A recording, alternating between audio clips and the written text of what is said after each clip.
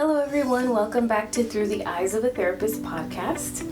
I'm Cristal Acosta, licensed professional counselor, board certified counselor, certified clinical trauma professional, and I'm joined again by my colleague and friend, Elisa Dobler, licensed clinical social worker.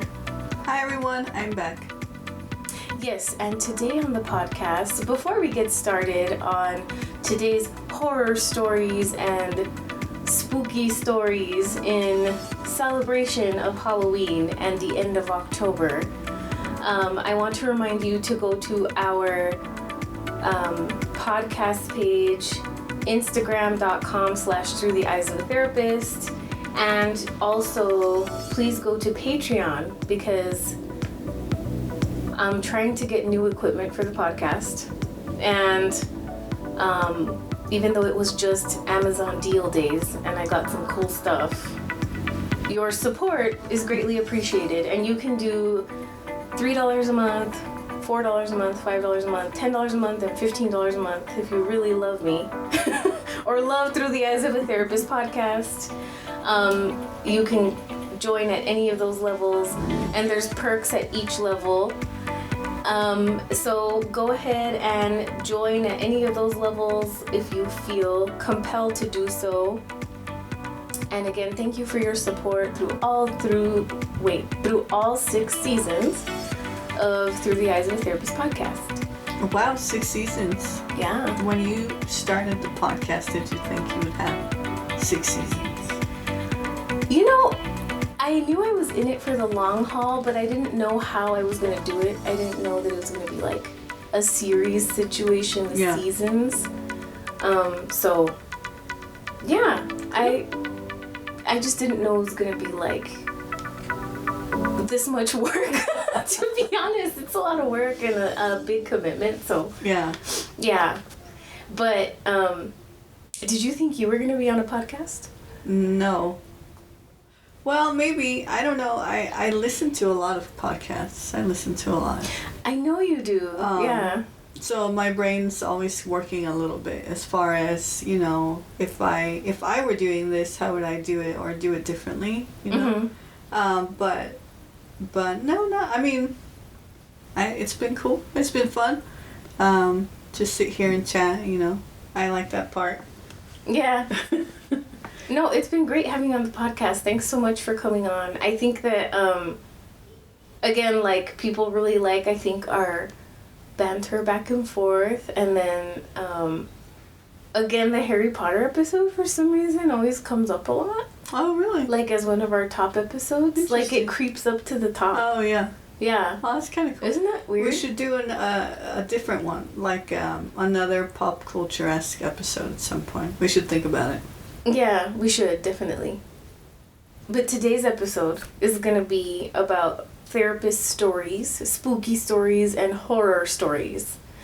So, when we were asking the audience to submit their stories or horror stories or non-profit horror stories, we were asking our therapist friends and listeners to talk to us about you know, specifically things that have happened to them in their careers that have been horrific to them. And what was funny is that in some of the responses, they were kind of like, do you want actual horror stories? Like scary things that have happened to us? And I'm like, oh, that's an interesting spin. Like, yes. Do you want, like, scary things that have happened in buildings, like ghosties? Yeah. Or do you want, like terrible things, like, from management and colleagues and coworkers and, like, ethical mishaps and stuff like that? And I'm like, well, I guess both. But the majority of stories that we got were things that have happened because of, like, nonprofit agencies being negligent and terrible to therapists. Right. So, I always told them, if I read your stories, they're going to be anonymous. Right. Please do not submit any identifying information about your employers or ex-employers at this point. Yeah. And we will hopefully do your story justice by reading some of them out loud. Okay. And I'm already excited to hear these. yeah, so you're gonna get our reactions. Some people are asking, they were like, how scary do you want these stories? I'm like, pretty scary. All right, here we go. This one's a little long, but I think that it looks like it's intense. Here we go. I've worked at 3 nonprofits over the course of the last 12 years. The first one, I lasted 2 years and ended up on psychopharmacology medications to stay that long. One of my colleagues ended up on high blood pressure medication and another left after suffering a heart attack. Oh my gosh. We were understaffed, under constant stress, and were often subjected to dangerous situations whilst being bullied by management. Are we surprised? I mean, I'm not surprised. No. After working in a nonprofit myself. I totally get that. I filed a complaint with HR, who accused me of being racist, even though the children I served were predominantly black and brown. My supervisor would frequently walk in on my sessions when I would not answer my phone. Oh, during session? I guess that's what it sounds like. What on earth? She expected me to run a group of 15 kids with little support at night in a community riddled with community violence. I loved the children I worked with, but could not sustain the toll it took on my mental health. 15 kids is a lot. That's a lot, yeah. But why would you have kids at night? I don't know. Okay, well, she's saying that the community was riddled with community violence. Yeah. So, you gotta look at it systemically, I guess. Maybe that's the only access they had. Maybe, but think about getting there, though, if it's a dangerous area. Yeah. Right, getting there and going back home at night. Right, that's hard. I left that job for another, okay, in which I was bullied by my supervisor, LCSW, and the director, psychiatrist. Okay, so she's providing context for us. Most clinicians were gone within a year. That's high turnover. Which is, I think I've heard that, turnover within mental health jobs is, about 1.5 years on average. Yeah. Have you heard that, too? Actually, well, I didn't know specifically how long it took on average, but it sounds about right. Yeah. I lasted 6.5 years. Okay, so a lot longer. Longer than most people who were gone within that year. Okay, so, and that is only because I got to work from home the last few years because of COVID. The director screamed, slammed doors, and berated clinicians for years. How does somebody get away with that behavior? She got away with it because she helped bring in millions of dollars so we could provide free services for impoverished, underserved children with complex PTSD. We did really difficult work under psychologically unsafe conditions. By the time I left, I was on medication to sleep and 2 meds to help me cope with my day. Many colleagues left because of the toll it had on their mental health. Some developed crippling anxiety, and it took years to recover from the abuse. That's a lot. She brought in millions of dollars, so it was a political decision to keep that person there. Yeah. She got away with a lot of abusive behavior. And nonprofits are always needing a lot of funding, right, to keep them running, so that was clearly their priority, was just bringing the funding, Mm-hmm. Makes me think of the nonprofit industrial complex. Because they're still businesses. Yeah. With private practice versus nonprofit, the only difference is their labeling. Right. They're still a business. Okay, so I've been away from said toxic environments for 14 months. I still have healing to do, but I'm happy to report that I now work for a nonprofit that treats me with respect, dignity, and values me. I still do really tough work, but I'm always supported and can rely on my supervisor for support. She makes me want to do good work. I am proud to be a part of her team. Oh, well, good for you. It ended on a good note. Yeah. Yay. I'm glad, yeah. Yay. So nice. Having a good supervisor, I think, is really important. Oh, yeah, for sure. you need so much support when you're doing that kind of work, heavy work like that. Definitely. So it's good that you have a good supervisor and that they value you, and they would, let's face it, the turnover is the most expensive part of nonprofits. Exactly. Right? Because if they didn't have that high turnover, it would save so much money. But instead they give people way too many clients, burn them out, and then keep having to bring in new people. Right, exactly. Which they keep having to spend all this money to retrain those people on the things they want them trained in, and that costs so much money. But if they had good leadership, good supervisors, supportive people who know what's going on, and are just part of the team, so to speak, it would be so much better. Absolutely. Well said. I don't even have to paraphrase or nothing what you said. Man, that was great. Here's another one. Are we ready? Yes, I'm ready. Can I do spooky voice? If you want, go for it. You're like, I guess. All right. My third day on the job. Just kidding. I should get a flashlight and put it up to my chin. My third day on the job as a program director for my dream job, in all caps. They said there was no money to make payroll. Oh my god. Wow. So you're on day 3 of your job, and you've just been told that there's no money. You're not going to get paid. Nobody's getting paid. She says, why did they hire me? That's a good question. Good question. Maybe they were hoping you would have the miracle solution. Okay. We managed to scrape by, and I stayed for 9 months while I built my practice on the side. Good instinct. Yes. The job was losing staff, and we weren't replacing them because of $.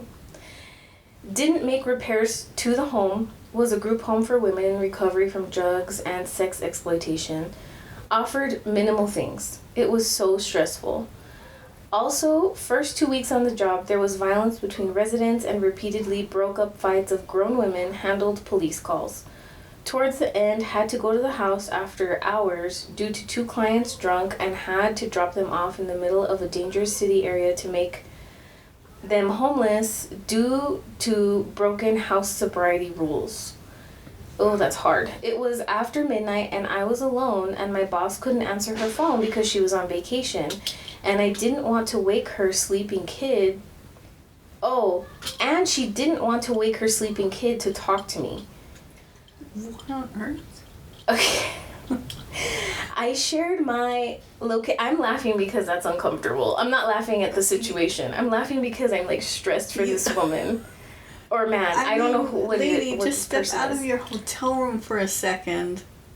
Right? You're a supervisor. This person already has low support. The program has low support. Yeah. But also she's burned out, I guess. What if your employee goes missing? Just it's talk a safety to her. issue. It's a safety issue at this point. I shared my location with my husband and was scared the whole time. Yep, it was crazy. I also worked for a school district, but that's not a nonprofit, so I won't tell about how I sent 15 kids in 2 weeks for suicidal ideation evaluations and discovered a plan to carry out a school shooting all in the same 2 weeks. Oh my goodness. Emoji with tongue face sticking out. Oh my gosh, wow. See, stories like this just... I'm stretching my face out because... with my hands. This is a good example of how we're exposed to wild things, and then we have low support and low resources to do our jobs, and we end up with trauma, or we end up with burnout or vicarious trauma, compassion fatigue. Right. And then management's oh, I'm not gonna answer my phone because I'm on vacation, or my kid's asleep, or whoever even upper management is pulling BS, I don't know what you think of the situation. Can you tell me a little bit what you're thinking? I mean, I'm thinking the same thing you're thinking. I don't understand. I get it. I'm all for turning your phone off when you're on vacation, but this clearly there's nobody else. There's nobody else. If you're leaving and there's nobody else, you're going to probably have to answer your phone. You know, and that's why you need more than just like one or two people there who can, you know what I mean? Like, I don't know the situation why there's only this one person having to do these tasks, right? But is this the same one where the money was running out? Or is this a different one? It's a different person. Oh, okay. Yeah. I was like, it's because they have no money. It's because they have no money. Well, clearly, I mean... they probably are very short-staffed. No, yeah, it is the same one. It is the same one. Yeah, where they ran out of money on the third day. Well, this is why they have no staff, because they're not replacing them, right, as they're quitting. Right. And so you're down to probably just these people, and they're in dangerous situations now, right? And so, honestly, they should have just shut the doors if they had no money. Because now it's getting dangerous for the people that are living there, the clients being served, so to speak, right? The staff and everybody else. That's horrific. But oh God. I feel like... You're just like, God. Yeah, I know. I feel like we are put in dangerous situations, though. I don't even mean specifically as a therapist, but if you work for any other place here in town as well, there are dangerous situations like we have been in, you know. Like, there's places that don't have any security whatsoever, and they're walking 24/7, you know. Like crisis centers or place, and their mentality is, we don't want to scare people away by having security, but you're putting your employees in danger. Right. It's safety issues for the employees. Yeah. Hazard pay, dude. And then clearly they can't pay her hazard pay because on the third day they freaking ran out of money. Right. What the heck? Oh my God. Well, and if this is why there is nobody, because they're not able to replace the employees that are quitting, right? And so, and obviously people are going to leave if you don't pay them, obviously. Right. Next story? Yes. All right. I'm ready. This next story comes into us from another therapist listener. Okay. Another non-profit horror story. Mwahaha. All right. Says, Anonymous says, I worked at a therapeutic day school that used holds. They hired 2 guys as classroom aides that quickly teamed up and began to call themselves Batman and Robin. Oh gosh, okay. These 2 guys took a violent vigilante approach to discipline... Hold on a sec, should we explain what holds are? Okay, yes. So, because people may not know what it means when they say where we used holds. True. You're not really allowed to use holds in a lot of places. Most places you can't use holds. Mm-hmm. So this was a school where they had intervention classroom. Probably. And holds are just ways to restrain kids or people. You can use holds with adults as well, but has to be a very specialized setting. Yes. Like a residential treatment center or like a mental health hospital or something like that where people could get aggressive or there's like a safety issue involved. Right. Yeah. I'm laughing, I just want to clarify, I'm laughing at the Batman and Robin thing and how weird that is. Yeah, that is weird. Not laughing at the hold situation. No, because typically those are not ideal situations to be in for either the worker or the patient. Right, yeah, I don't want to restrain anybody. Yeah, no. Yeah. Okay, read that last sentence again.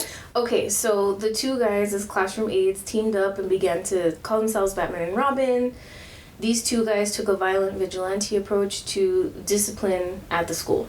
On their public social media, they would talk shit about clients using first names. They would say things like, that punk Johnny is going down tomorrow, and sure enough, Johnny would have a crisis, quote unquote, and the next day it required a hold. Kids started to get injured from the way the 2 guys were using the holds. No.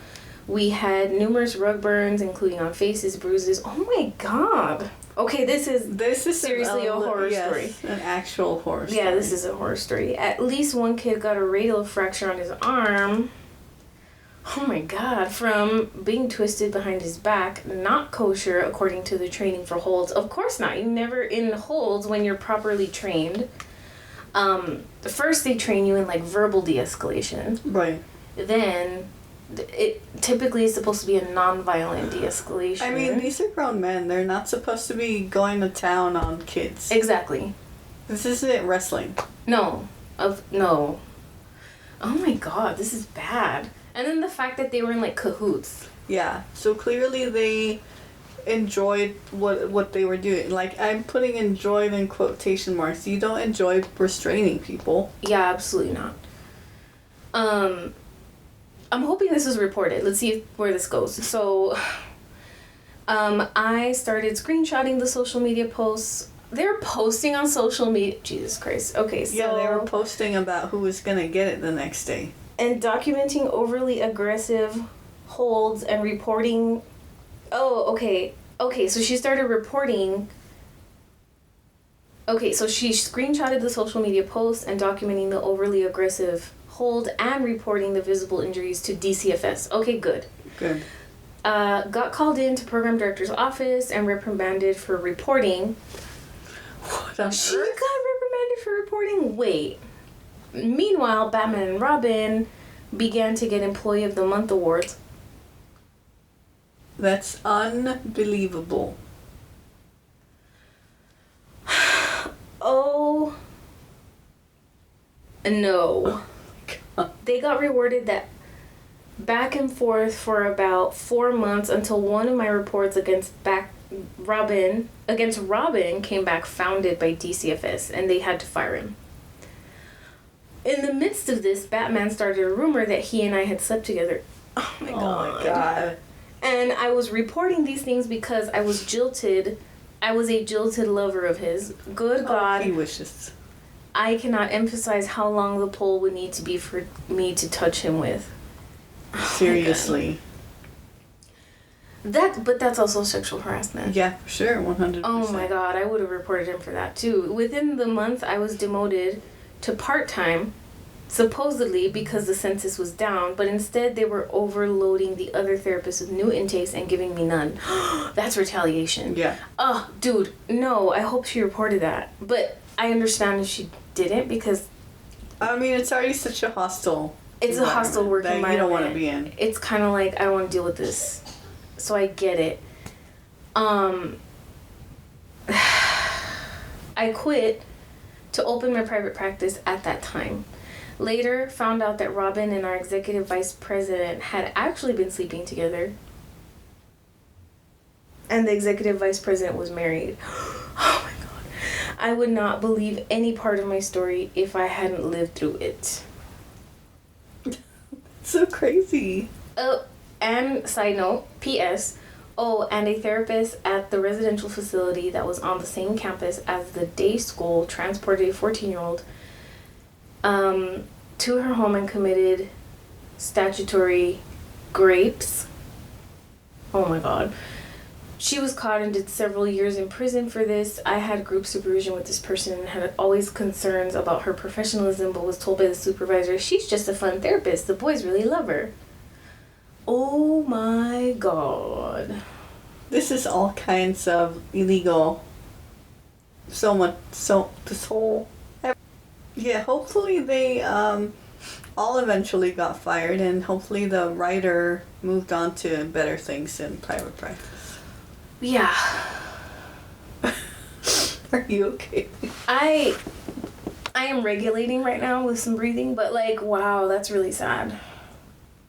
Do you want to tell one of your spooky stories in between here while we pick another one from the writer, the listeners, or? I was thinking spooky more, more literally like in a Halloween type sense. Like actually haunted, paranormal, spooky? Oh, okay, I'm ready. But I think that, I think you were on maternity leave actually when this happened, but, we worked at the same nonprofit. Yes. Okay.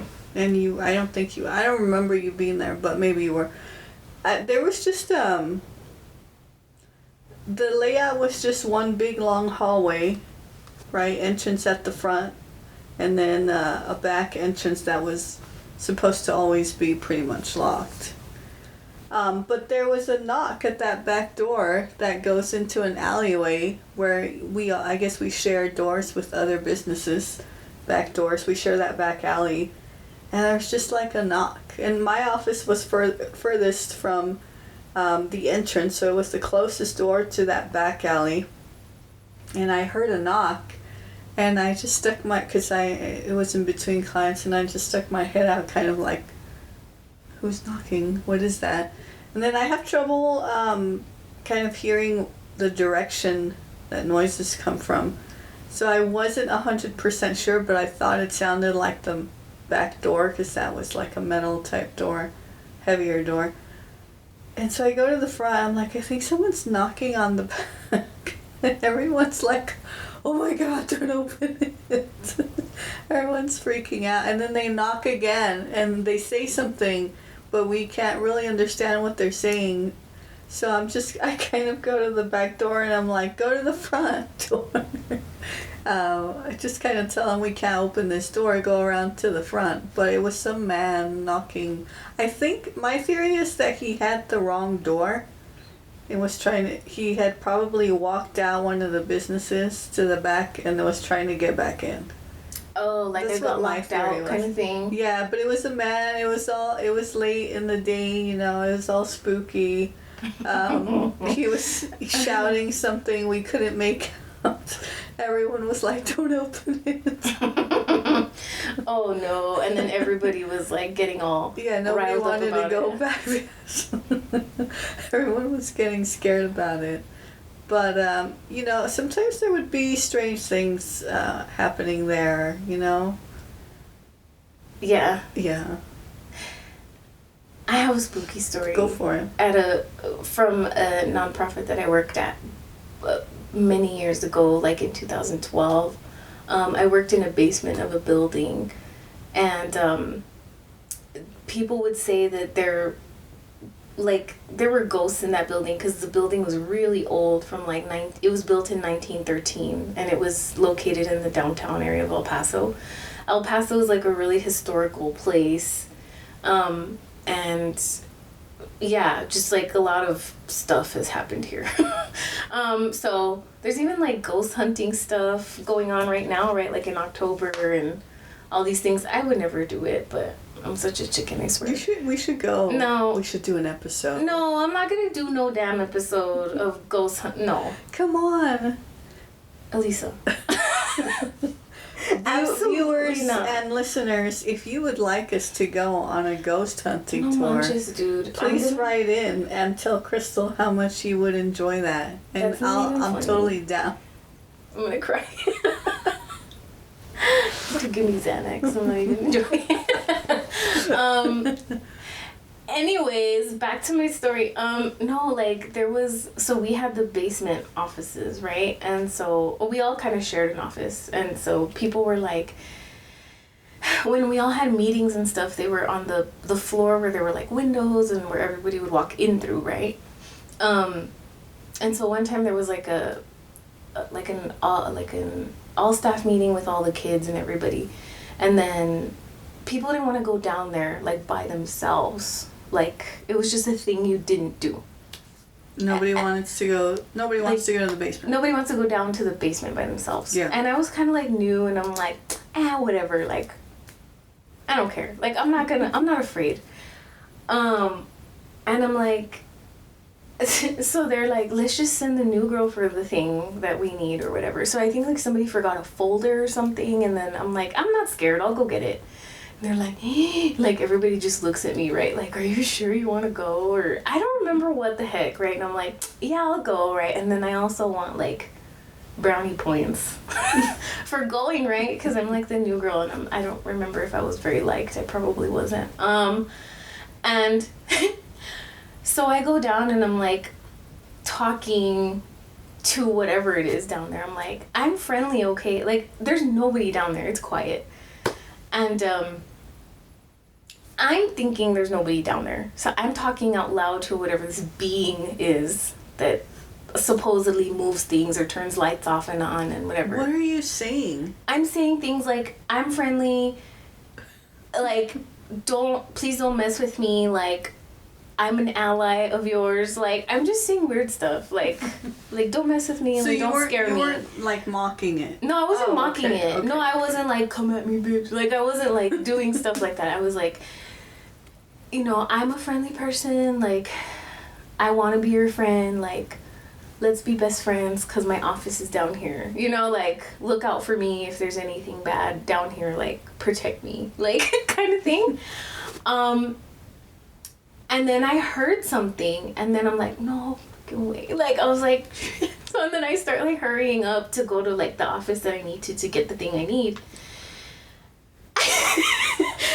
And it's like, so then I go, I'm like, okay, oh my god. So then I start, like, getting stuff, and then I, like, go towards the elevator and the stairs that are next to each other, and I'm like, okay, absolutely not, I'm not taking the elevator. So then I start going towards the staircase, and one of the custodians comes around the corner, like, as I'm going towards the staircase. I didn't know he was down there. And then I was like, oh my god, like, it scared me, because we had just, and then he's like, ¿Qué pasa? ¿Qué pasó? And then I'm like, nada. And he's like, no sabías que estaba, like, he was telling me, like, you didn't know I was down here, right? And I'm like, no. And he's like, ¿te asustaste? And I'm like, yes. And then he was, like, laughing, because he's like, yeah, there's, like, ghosts down here, and, like, telling me stuff. And I'm like, I didn't know you were down here. And he's like, pues, escuché algo que alguien estaba hablando, or, like, whatever, like, somebody was talking. Yes, that was you, probably. And I'm like, yes, that was me. And he's like, oh, okay. Like, he understood what I was doing, but I was like, it's embarrassing. Because also I was new, and that was, like, one of our first interactions. So it became a thing. That's funny. What is it with workplaces here immediately telling you something's haunted? That happened to me too. Yeah, like, oh, this place is haunted. Yes, yeah. At the local mental health place, everyone was like, Sally, or I don't remember her name, is always on the second floor. And like, name immediately. It? Yeah, she has a name and everything. What on earth? Yeah, I don't remember if ours had a name or if it was, like, several. I don't know, but yeah, maybe it's like a human. I don't know. Or maybe it's cultural. I think it's more cultural. Yeah. But Well, people want Paso's, to like, warn you freaking about haunted. the ghostesses. The ghostesses. I call them ghosties. I like to call them ghostesses. That's funny. That's great. Oh, goodness. All right, so let's get back to these. Yes, do it. Spooky stories that are not paranormal from their other therapists, yes? All right, from Anonymous. 30 plus years ago, 30 plus years ago, I worked for an agency for 5 months that had a contract with DCFS in a major city. By that time, I had just finished a gig for 7 to 8 years, working with kids, screening for psychiatric inpatient for uninsured, in public aid, and also 3 months of intensive home-based treatment. That mental health program was called SAS, and I came on board when it was a pilot program and became essential in the world of mental health in children. That was my first real job after college, and I loved it, but a little burnt out. So I wanted something a little different and decided to try child welfare. I got the job specifically because it was close to a well-known housing project, and I knew that I was going to be busy. At that time, I was a badass. The previous job taught me well. I was used to a fast-paced job, and I was up for a challenge. Took all of my required training needed in child welfare and started unusually slow, but figured out this is how it is in child welfare. Ha ha ha. Okay. During this time, the families in this particular housing project were slowly being evicted as gentrification was happening, but there were still a few hundred families there, and I was getting only a few referrals and would attend the most lavish meetings ever. It all didn't make sense, but figured that's how it's done here. Then one day, I get a call from an intact DCFS worker who I had collaborated with on a previous case. She wanted to refer 2 cases but wasn't sure if that was okay because she was sure I was slammed with clients due to my mental health experience, the geographical location of my office, and the contract itself with DCFS. Referrals were typically made to the supervisor, so I told her I would have to ask the supervisor if it was okay. I may have said something like, I hope I can, I want to be busy. Long story short, it turned out somebody was doing something shady. Of course, right? Oh, no. Of course. DCFS did an investigation and shut the place down. The executive director had a meeting with folks and apologized as she had no idea.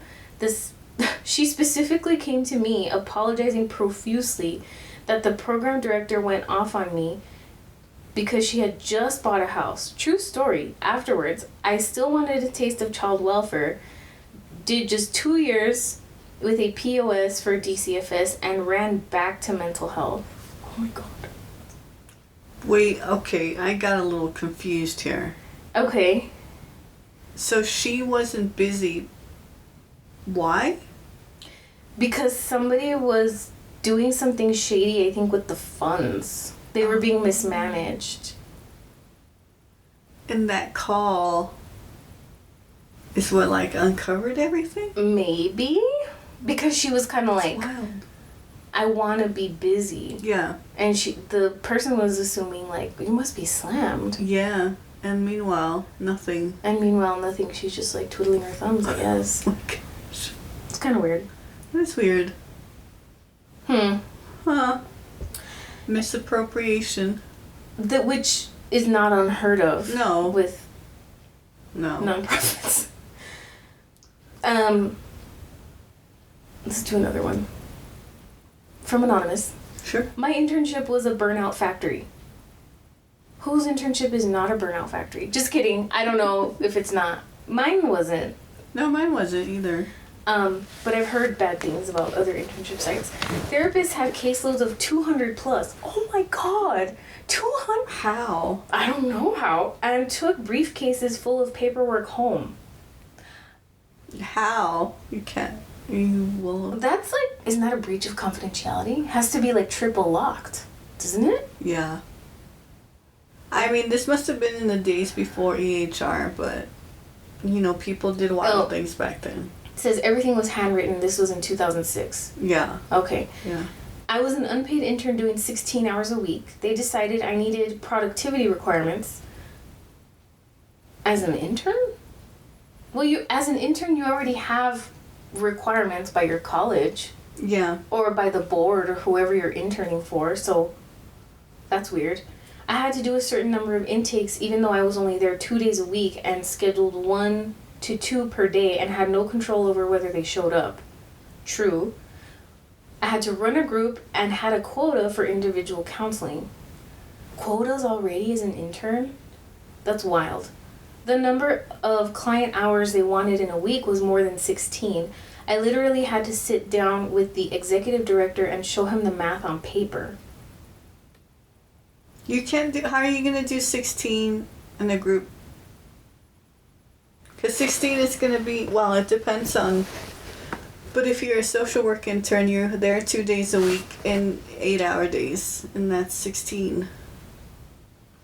Right. So they wanted more than 16 in a week. Yeah. That's just not. That doesn't. The math ain't mathin'. Yeah, no, not at all. And to reiterate, I'm all stressed. And to reiterate, this was an unpaid internship. Yeah, they're not paid. Yeah, of course not. And nobody ever could tell me exactly what would happen if I didn't make productivity. True, because what are they going to do? I mean, they can't really do anything, honestly. And then what are they going to do, get rid of her? They can give you a poor evaluation, I suppose. A poor, you know. But you could show the math and... And they wanted me double booking clients as an intern. That agency does not exist anymore. Surprise. That was their words, not mine. Yeah. Dang. Okay, one more. Okay. Okay. When I was at one place, there was a psychiatrist, this place had many psychiatrists, who was doing a clinical drug trial. Why does this sound bad already? I'm not even sure. And had many clinic drug trials going on, and my supervisor had me work with a client who had a history of violence, but nothing in the past year, and the client did well with women clinicians. I did work with the client, and we got along great, and they were making progress. My supervisor asked me what I thought the diagnosis was, and I said what I thought it was. My supervisor said, "Good." We agreed. So my supervisor went to the psychiatrist who wanted our client in their trial and told them that neither of us thought our client fit the criteria. The supervisor fought tooth and nail to keep our client from being included, but the trial was big money for our place, and our client was included. Not sure why the psychiatrist was insistent on this particular client.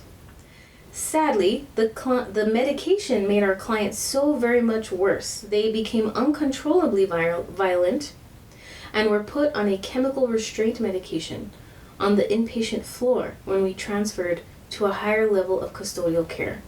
Ugh. Absolutely broke my heart. This is the same psychiatrist who would tweak their patients' medication. They only had a few clients, so that the clients ended up inpatient while the psychiatrist was on vacation or at a conference. What on earth? That's wild. Why? Why would you do that? That's so sad. That's like disgusting. Yeah. Never understood why they did that, since there were plenty of clinicians who could take care of the clients. This psychiatrist did have an ego as big as Jupiter. Dude. Come on. What do you think? I mean... I think it's bad. Well, yeah. I mean, no, really, that's so horrible. Like, you really don't be in a helping profession then. Right. Just don't do that. Go do something where you don't have to deal with people. Because clearly this person doesn't like people. Yeah, or was, doing it for the money and the vacations and whatever. Yeah. Do you have any more horror stories you want to share? Well, okay. There's a local Italian restaurant in town that advertises sometimes haunted evenings because they're well known to be haunted. One of those documentary places came here.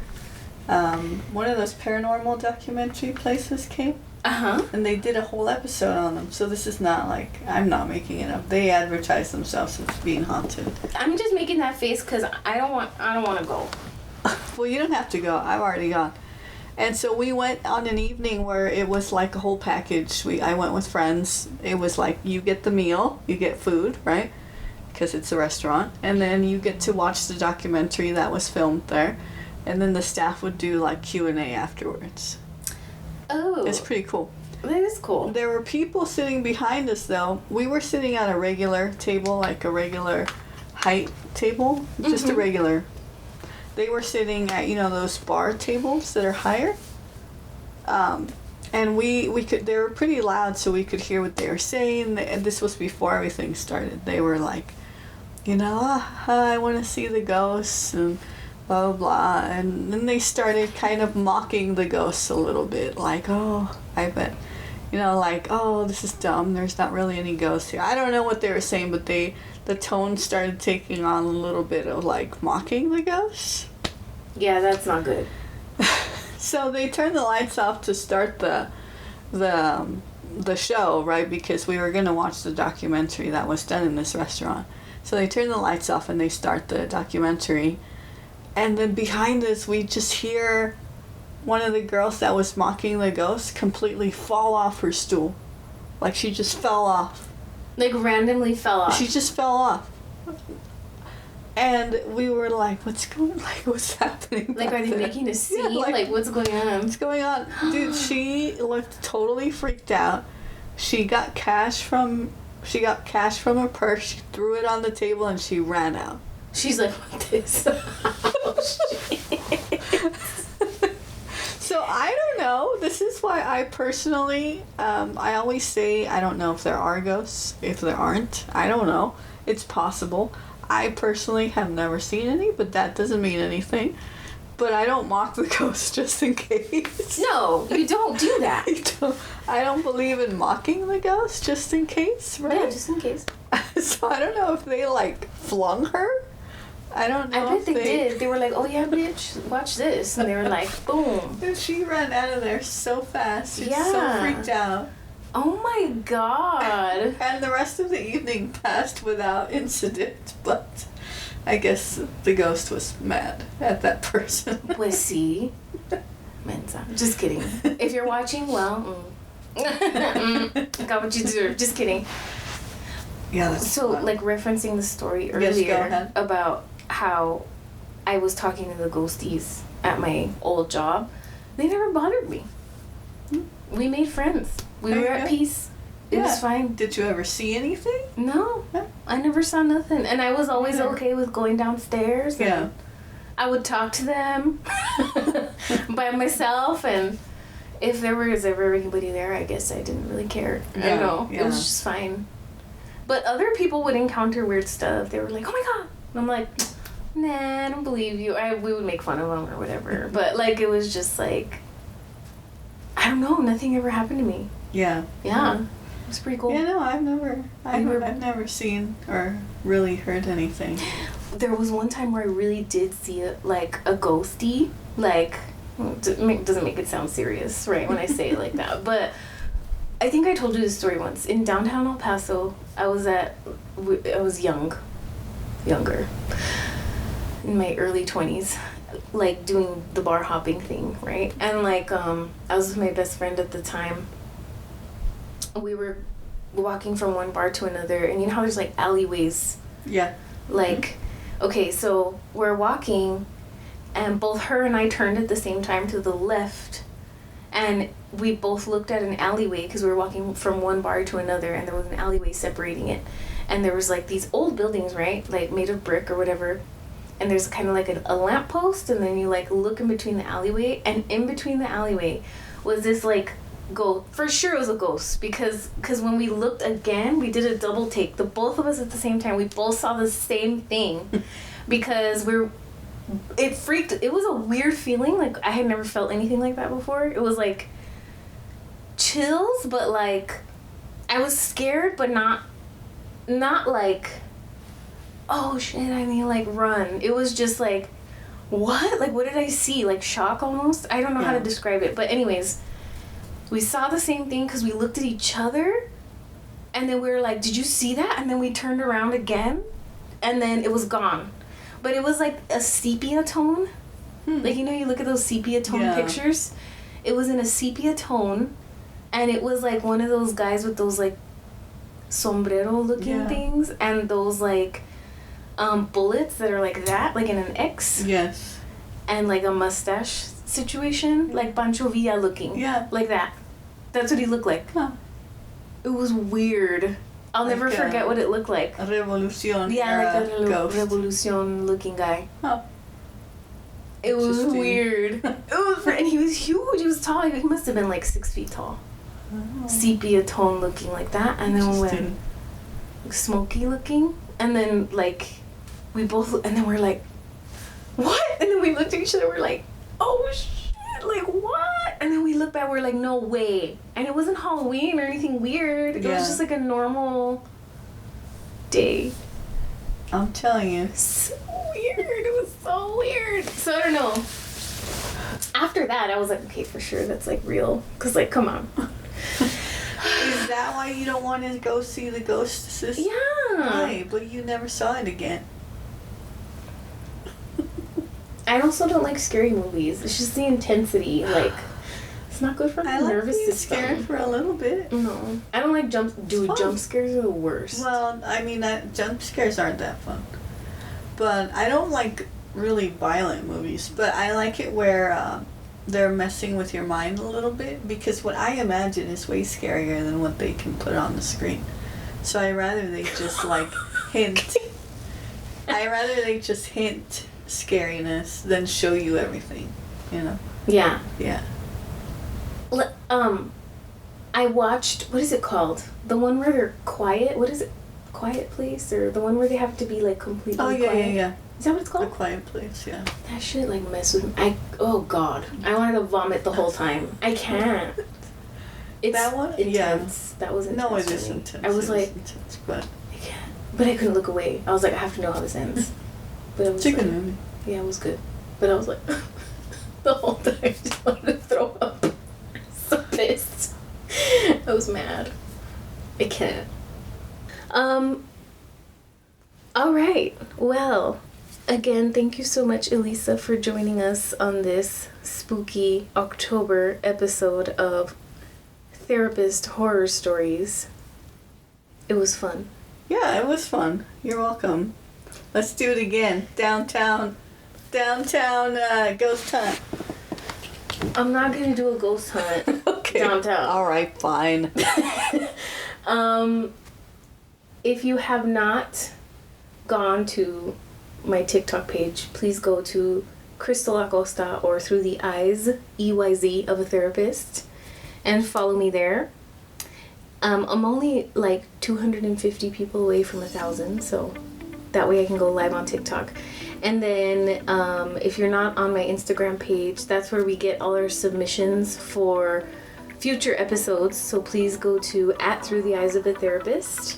And if you want to contribute to the podcast, please go to Patreon, patreon.com/therapistcrystal, therapist CRISTAL, and subscribe for only, I think, $2 or $3 a month.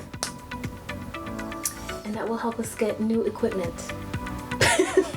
Anyway, I hope to see you all soon. Oh yeah, and if you need CEUs, clarityelpaso.com. We have one on there for like $10, and you can get $5 off with the promo code. Look out for the promo code in the description below, under the podcast link. And yeah, we will see you all soon at the next episode, and or on Instagram, and or on TikTok, and or on the website www.clarityelpaso.com. Thanks for joining us today, everyone, and thanks for listening to Through the Eyes of a Therapist podcast. I'm Cristal Martinez Acosta. Talk to you next time. Thank you, Elisa. Bye, everyone.